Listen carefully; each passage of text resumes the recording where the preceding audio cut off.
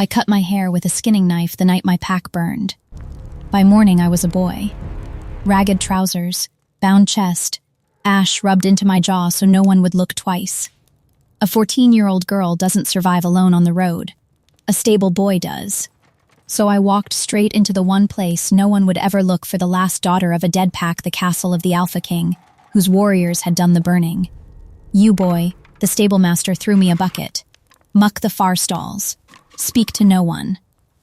I mucked the far stalls for 6 years. I spoke to no one. I forked hay for the horses of the man whose pack killed my mother, and I bowed my head, and I stayed alive.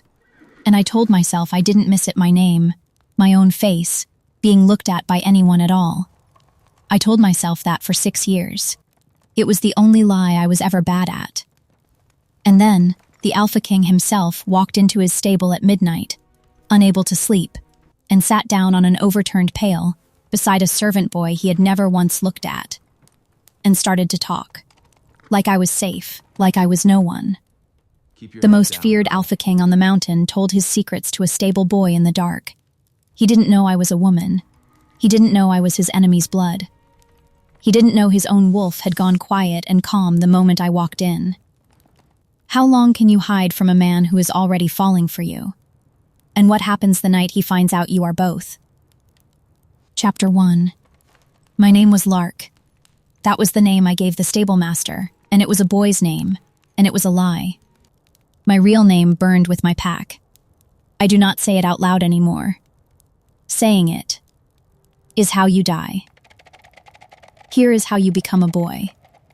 You bind your chest with a strip of torn linen, tight enough to flatten, loose enough to breathe. You walk with your shoulders, not your hips. You keep your voice low and your words short. You never ever cry where anyone can see, because a crying boy is a weak boy.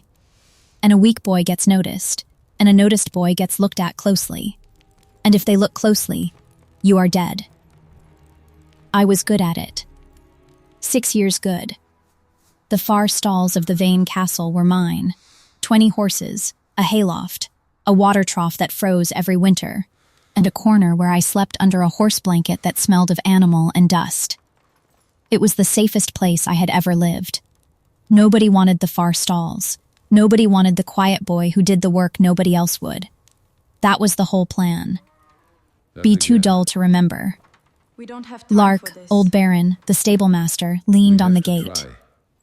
He was a hard man with a soft spot he pretended not to have. The king's black stallion threw a shoe. He rides at dawn. Fix it or freeze in the yard till you do. Yes, sir, and Lark. He paused. You eat yet? Yes, sir, I hadn't. He grunted and left half a loaf of bread on the gatepost anyway. He did that. Pretended not to. I want you to understand what my life was. It was small, and it was gray, and it was mine, and I had built it out of nothing on the ashes of everything. And I would have died to keep it exactly that boring. The horse that threw the shoe was the king's own, a huge black beast named Cinder, mean to everyone but me. I don't know why animals trusted me. Maybe they smelled what the humans couldn't. I was under Cinder's hoof, filing the split, when a voice spoke behind me. He'll take your hand off, boy. I did not turn around fast. A boy who has been beaten does not turn around fast. Farewell, young warrior. May I set the journey hoof ahead be down, safe. wiped my hands, I will and stood the remember way a this boy vow, Lord. stands. The Alpha King was leaning in the stable doorway. I had seen him from a distance 100 times. Up close, he was worse. Rhys Vane was tall the way a mountain is tall. You did not compare yourself to it. You just felt small. Dark hair, a jaw like a closed door, and pale gray eyes that had watched men die and had not looked away. His warriors had burned my pack when I was 14. I had spent 6 years forking hay 3 doors down from his bedchamber, waiting for the day I stopped being afraid. It had not come. He doesn't take my hand off, I said. Low, short, a boy's answer. Rhys Vane looked at me for a moment too long. Something moved behind the gray eyes and then was gone. No, he said slowly. I don't suppose he does. He left. And I stood in the cold stall with my heart going too fast, and I told myself it was fear. It was fear. It was just not only fear. That was the first crack in 6 years of stone. I should have seen it for what it was. I forked the hay. I said nothing. I stayed alive. For now. Chapter 2. The Alpha King came back to the stables 3 nights later. At midnight. Alone, I heard the door and I froze in my corner, blanket to my chin, and I watched a king walk into his own stable in his shirt sleeves, like a man with nowhere else to be. He didn't see me at first. He went to Cinder, pressed his forehead to the big black neck, and breathed out slow. Like he'd been holding it all day. "Can't sleep either?" he said. To the horse. I should have stayed hidden. I was good at hidden. Instead, a floorboard betrayed me, and his head came up, and those gray eyes found me in the dark. "The stable boy," he said. "I sleep here, sir. I got up the way a boy gets up." "I'll go, sir. I can sit down." I sat. You do not argue with an Alpha King. Even one in his shirt sleeves at midnight. He dragged an overturned pail near enough and sat on it. A king, on a bucket, in the hay. For a long moment he said nothing at all. Then, "Do you know what it is to be responsible for 4,000 people who are all quite certain you have never once been afraid?" I stared at him. "No, sir," I said. "No," he said. "Of course you don't." He almost smiled. It did not reach the eyes. Lucky. And then, I will never fully understand it, the most feared Alpha King on the mountain began to talk to a stable boy in the dark. He talked about the border packs pressing his lines. About a council of old men who wanted him married to a woman he'd met twice. About a brother, dead 9 years, whose name he still could not say without his jaw going tight. He talked the way a man talks when he has been holding his breath in front of everyone for so long that the only safe place left to exhale is in front of someone who does not count. I did not count. I was a boy who mucked stalls. I was no one. That was the whole reason he could say it. "Why are you telling me this?" I asked. Low, careful. He was quiet a moment. A horse stamped. The lantern guttered. "Do you want the honest answer, or the kingly one?" "I wouldn't know what to do with a kingly one, sir." That got the almost laugh. "The honest answer is I don't know. I've said more to you in an hour than I've said to my council in a year." He turned the cup in his hands. "There's a trick they don't warn you about. With a crown, everyone stops telling you the truth. So you stop telling it too. And then one day you realize you haven't said a true thing out loud in so long, you've forgotten the sound of your own voice. And then a horse throws a shoe. And there's a boy in the far stalls who doesn't want anything from you. And it turns out that's the only kind of person you can still be honest in front of." He looked at the dark. "Pathetic, isn't it? The Alpha King of the mountain, and the only one he trusts mucks his stalls." "I don't think it's pathetic, sir, no. I think everybody needs one place they don't have to hold the pass." The words were out before I could stop them. His own words, handed back to him. I saw them land. Reese went very still. "You listen closely, for a boy who says nothing. Saying nothing is how you get to listen, sir. There's more sense in you than in my whole council."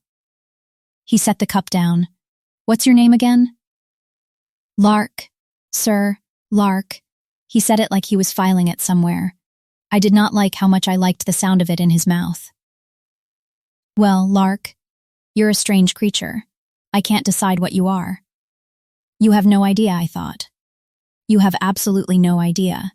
He looked at me. Really looked, this time. And for one cold second I thought he sees it.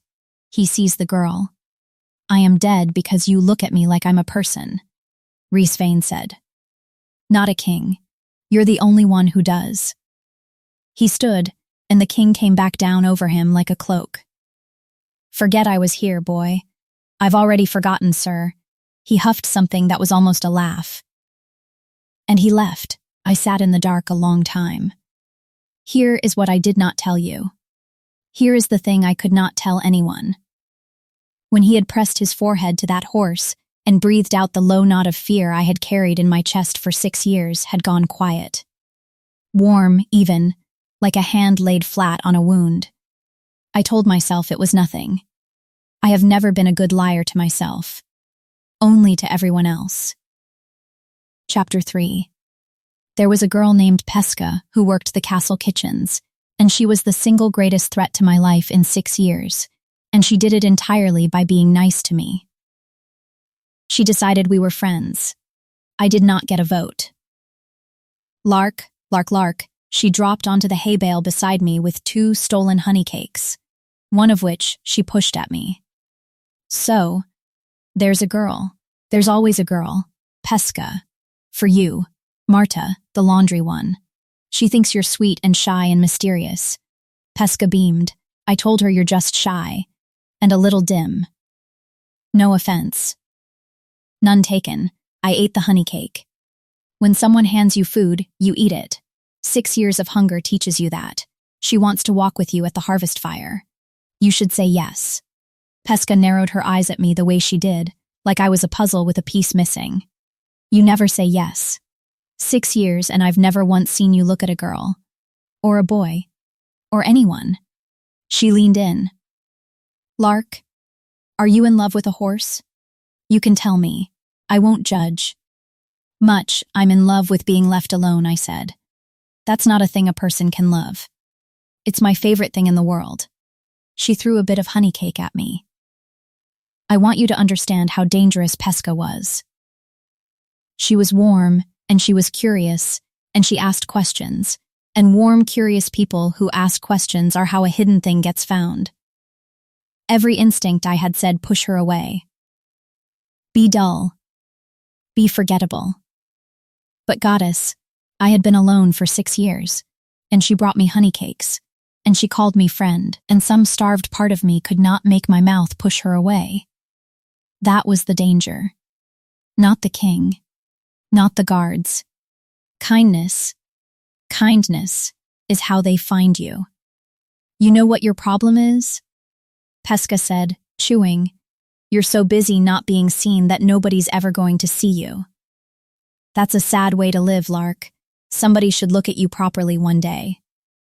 Really look. She stood, brushing hay off her skirts, and when they do, you'd better not run. She had no idea what she'd said. She never did. That was Pesca's gift, she said, the truest thing in the room, and thought she was making small talk. I never run, I said. Everybody runs, said Pesca. You just haven't met the thing you run from yet. She left. She was right about everything, and knew none of it, and that is the most dangerous kind of friend to have when you are a woman pretending to be a boy in your enemy's house. I did not have long to worry about her. Because the king kept coming back. Not every night, but enough. He'd appear at the stable door near midnight, sit on the pail, and talk, and I learned the shape of a man nobody else was allowed to see. I told myself I was gathering a weapon. Know your enemy. Learn where he is soft. That was what I told myself. The truth is, I started listening for the door. You never ask me for anything, he said one night. Every man in this castle wants something. Gold, rank, a word in the right ear. You've served me 6 years and asked for nothing. I have everything I need, sir. You sleep under a horse blanket. It's a good blanket. That almost laugh again. He was quicker with it now. I was not supposed to be the reason a king laughed. It was a very stupid thing to be. Give me your hand, he said suddenly. The world stopped. Sir, Baron says you burned it on the forge. Show me. I had. 2 days back, filing a shoe, careless because I'd been thinking about the sound of his voice instead of the iron. Stupid. Stupid. It's fine, sir. Lark. Quiet. An order in a soft coat. Your hand. You do not refuse an alpha king twice. I gave him my hand.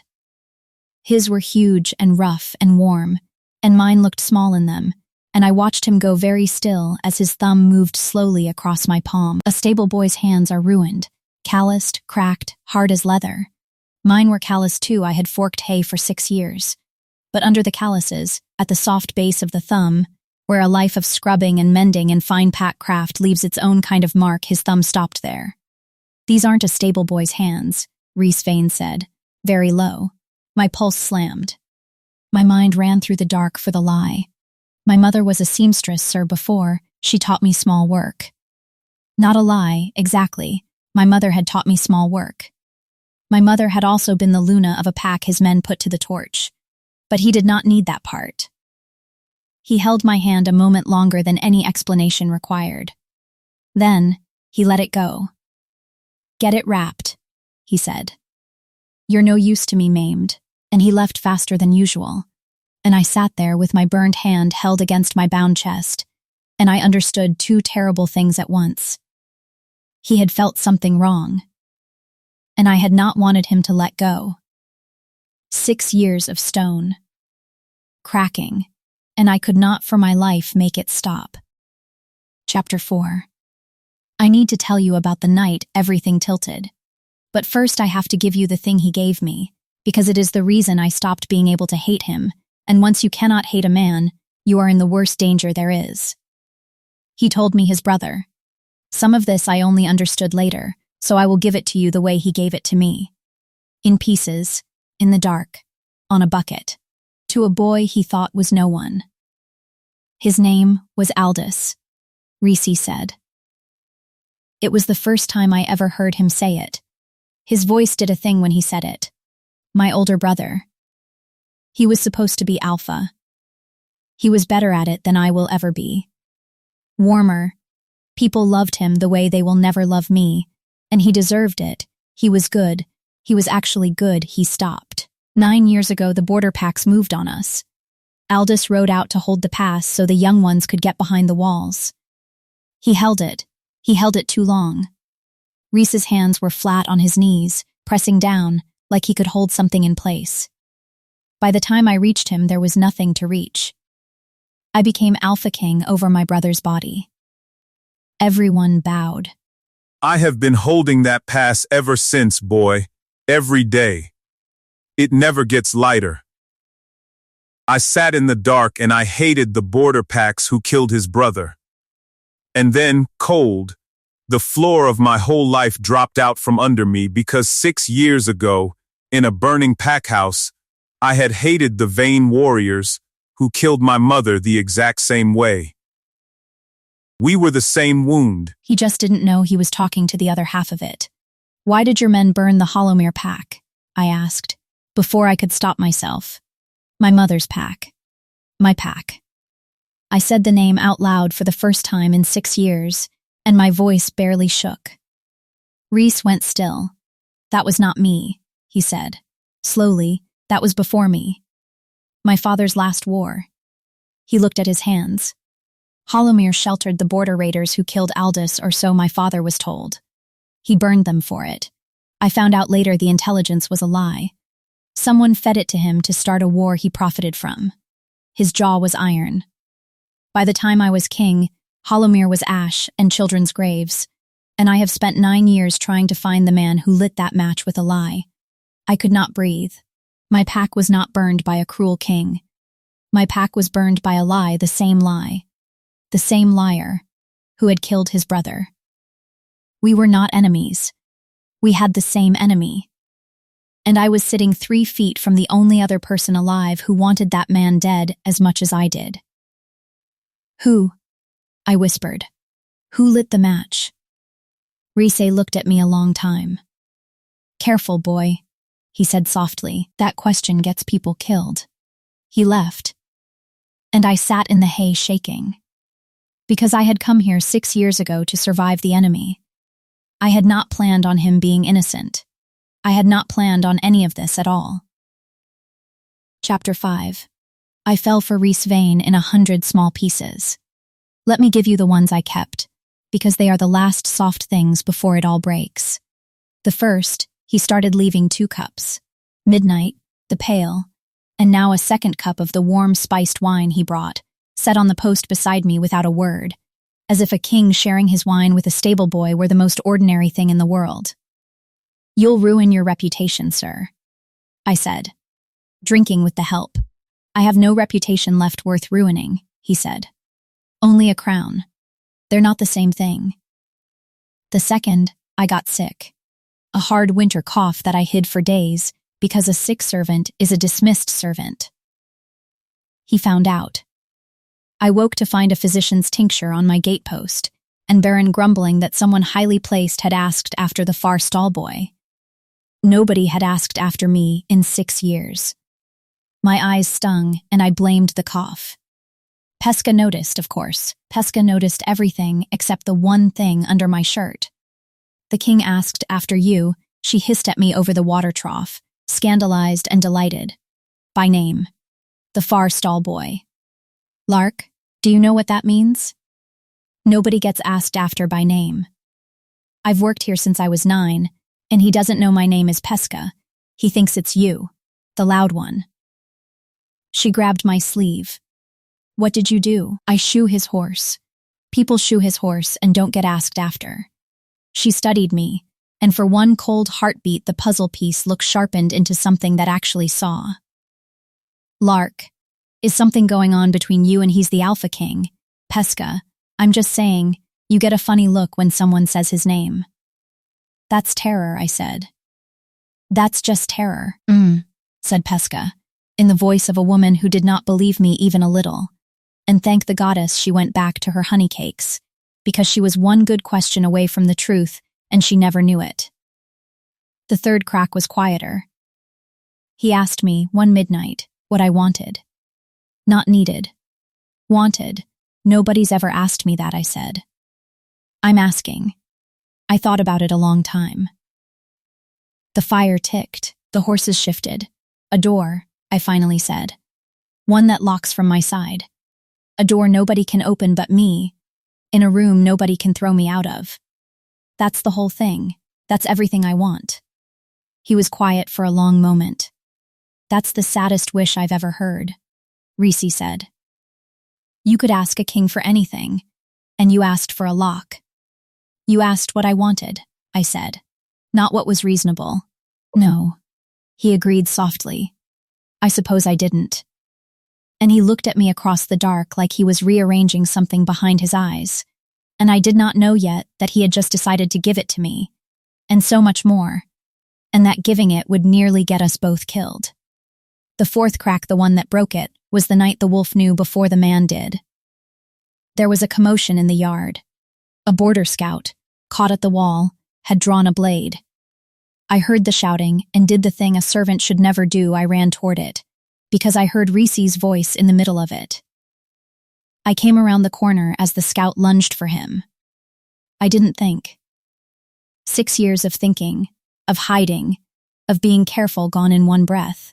I grabbed a pitchfork and drove myself between them, and I took the cut meant for the king across my forearm, and I put the scout on the ground with a stable boy's strength and a dead pack's fury. The yard went silent. Reese stood over me where I'd fallen, and his nostrils flared once as the blood welled up my arm, and the scent of it hit the cold air. I watched it happen. I watched the Alpha King's pale gray eyes blow wide and then flood gold. I watched his wolf rise up behind his face and look at me, really look for the first time. Because blood does not lie.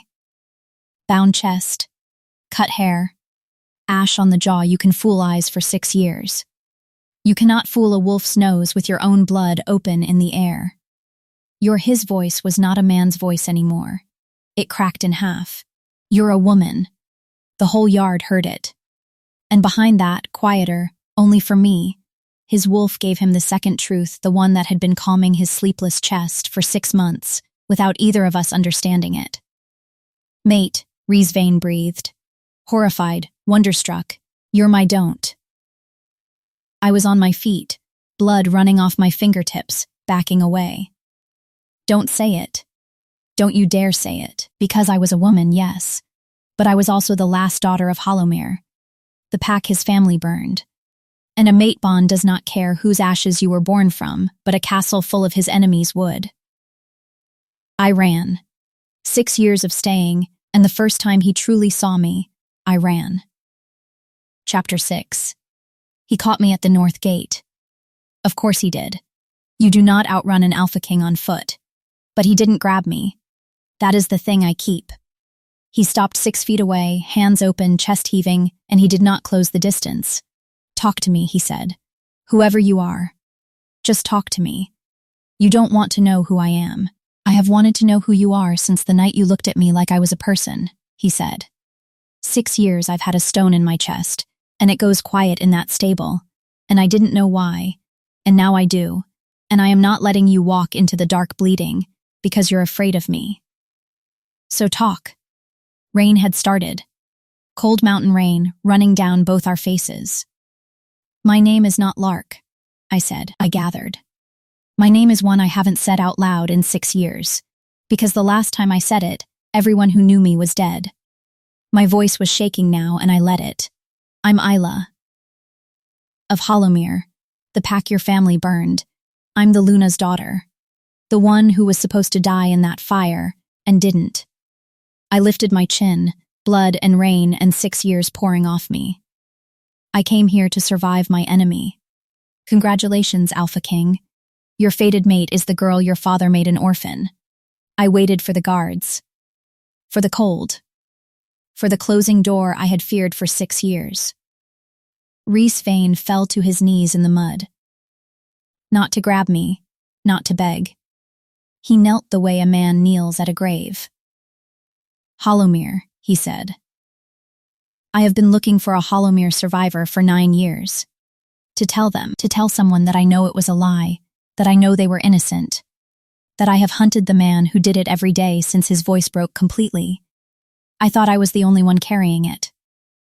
You were forking my hay. You were 3 doors down. You were carrying the same grave I was, and I never once looked at you. You weren't supposed to, I whispered. That was the whole plan. It was a very good plan, he said, kneeling in the rain.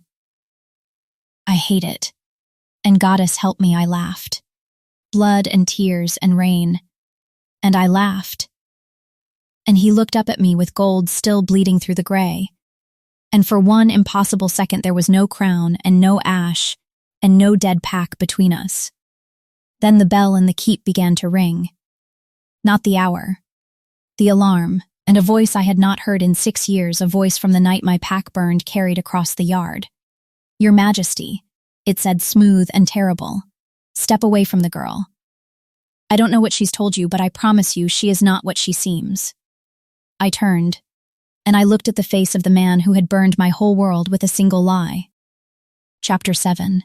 His name was Lord Corvain, the king's own spymaster, 9 years at Rhys's right hand. The man who fed Rhys's father the lie that burned Hollowmere. The man who fed the border Pax the root that killed Aldous. He had lit both fires. He had built his whole career on the war he started, and he had been standing at the king's shoulder the entire time. And now, he was walking across the yard with 6 guards and a smile. She's a Hollowmere rat, Majesty, Corvain said. A spy. She's been in your stables for years, feeding your movements to the border. I've suspected the Farstall boy for months. He shook his head, so sad, so reasonable. It grieves me. But she has to be put down before she does more harm. It was perfect. It was the same trick, exactly the same. A lie shaped like protection. I watched him do to me in one breath what he had done to my whole pack, and I watched Rhys Vane get slowly to his feet. Months, Rhys said. Majesty? You've suspected the stable boy for months. Rhys's voice had gone very quiet. The whole yard leaned away from that quiet. You never mentioned it. You, who bring me every rumor before it's finished being whispered. You watched a suspected boarder spy sleep 30 feet from my bedchamber for months, and you said nothing. He took a step. Unless you knew exactly who she was. Because you're the one who made her an orphan. And a live Hollowmere heir is the one witness who could put the truth in the open. Corvain's smile flickered. Majesty, you're overwrought. The girl has clearly say her pack's name. Rhys said. What? Hollowmere. I never said it. I said the girl. You said Hollowmere rat. How does my spy master know the pack of a stable boy he's only just accused? Reese's eyes flooded full gold. You've known who she was the whole time. You've been waiting for the day she was worth killing. The yard understood all at once. I saw it move through the guards like wind through wheat. Corvain saw it too. And Corvain, being what he was, stopped pretending. She's still just one girl, he said, and drew the blade, and lunged not at me. At Reese. The king. The one death that would end everything. Here is the thing Corvain never understood. The same thing my whole life had been built to hide. Everyone had spent 6 years teaching me to be small, to be quiet, to be no one, to never fight back. They forgot that a girl who learns to disappear also learns to move where no one is looking. I was already moving. I came in low, under the blade, the way you learn when you are small and the world is large and full of hands. I took Corvain's knife arm on my shoulder and drove him off his line, and the strike meant for the king's heart went wide across my back instead, and I did not let go. Now, I said, through my teeth, holding the man who burned my world. Now, Reese, and the Alpha King, freed for 1/2 second, became the thing the mountain feared. Corvain did not get up. Justice, on the wet stones, in front of 40 witnesses, for a pack burned 9 years ago, and a brother dead the same, both by the same hand. I slid down against the gatepost. My back was warm and then cold. Reese caught me before I hit the ground. Stay, he said.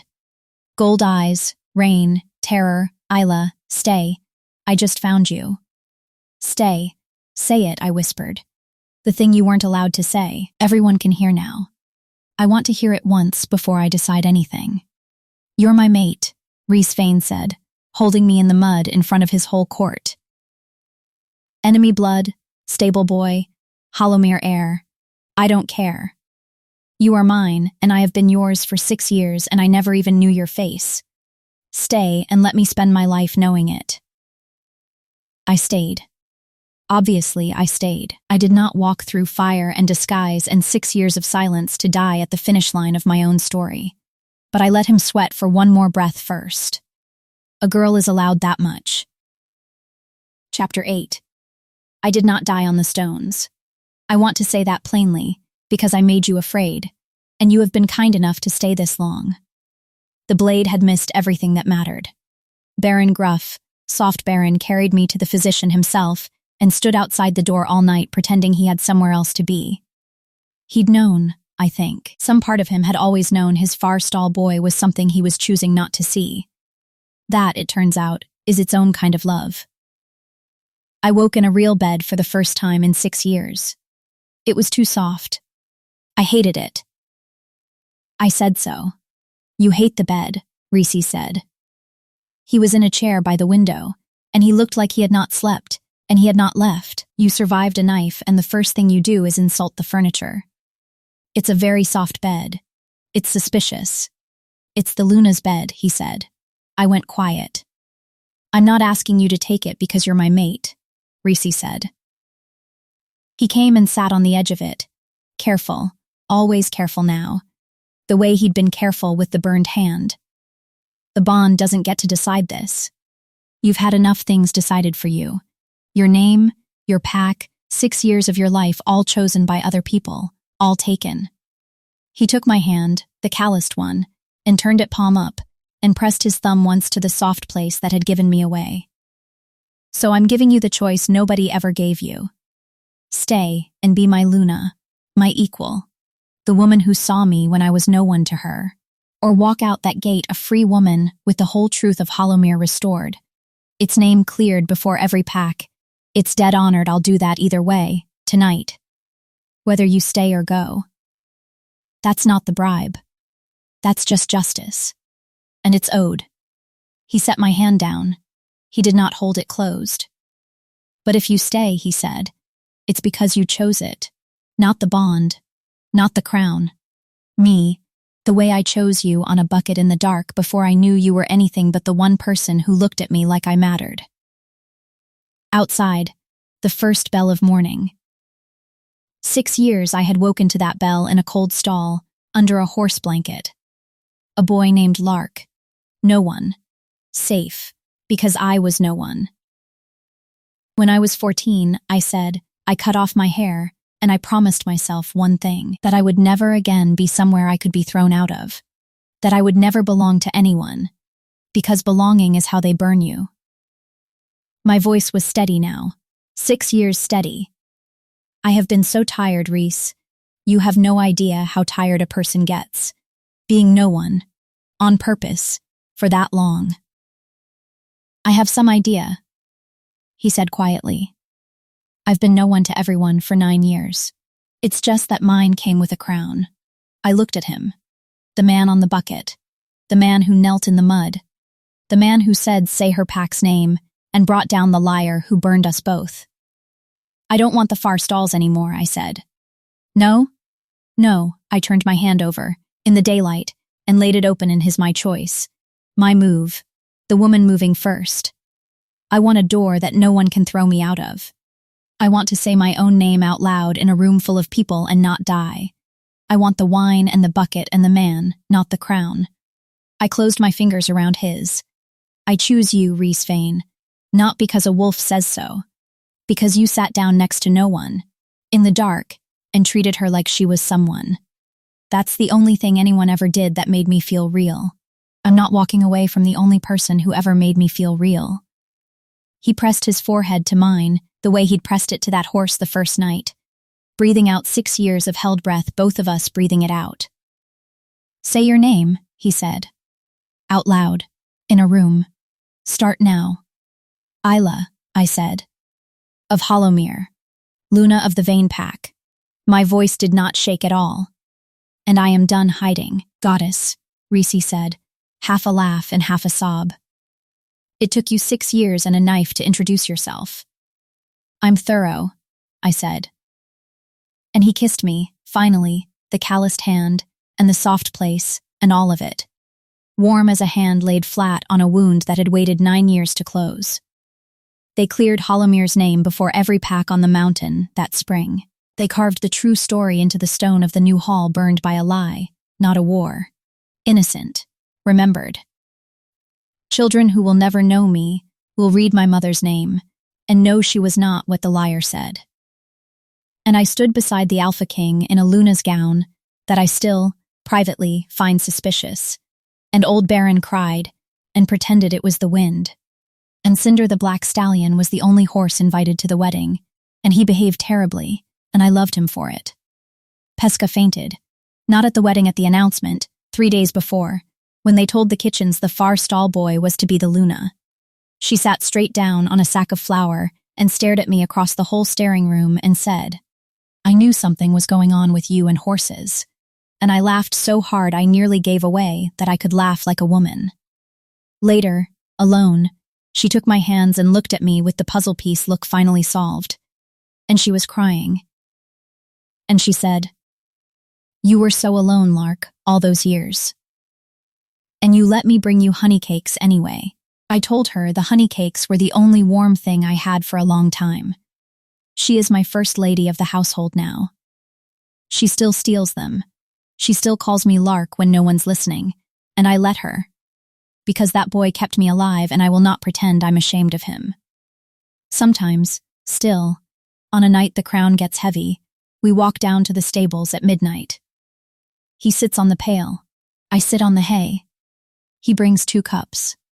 And we talk in the dark, the way we did when I was no one, and he was no one, back before either of us knew we were already home. The first place I was ever safe was a stall nobody wanted, pretending to be a boy nobody saw. The last place, it turned out, was the same place. I just got to be myself in it. Epilogue. People ask how I hid for 6 years. As if it were the hard part. Hiding was easy. You make yourself small, you make yourself dull, you give them nothing to look at, and the world looks away. I could teach anyone to disappear. The hard part was the night a lonely king sat down on a bucket and talked to me like I mattered, and I had to decide whether being seen was worth more than being safe. I chose seen. It nearly killed me. I would choose it again. So a question. Before I let you go tonight, From one heart to yours in the dark. If you had spent 6 years perfectly safe by being no one at all, and someone finally truly saw you, would you have run, the way I did? Or would you have let them? Tell me. I read every one. I always want to know which of you would have run, and which of you, like me, were just so tired of hiding that the first warm hand in the dark undid you completely. If this story kept you warm tonight, there is another full one waiting. Whenever you're ready, no cliffhangers. Ever. Just a whole story to fall asleep to. Stay warm out there. Say your own name out loud sometimes, and I'll see you next time. Much love from Velvet Story House.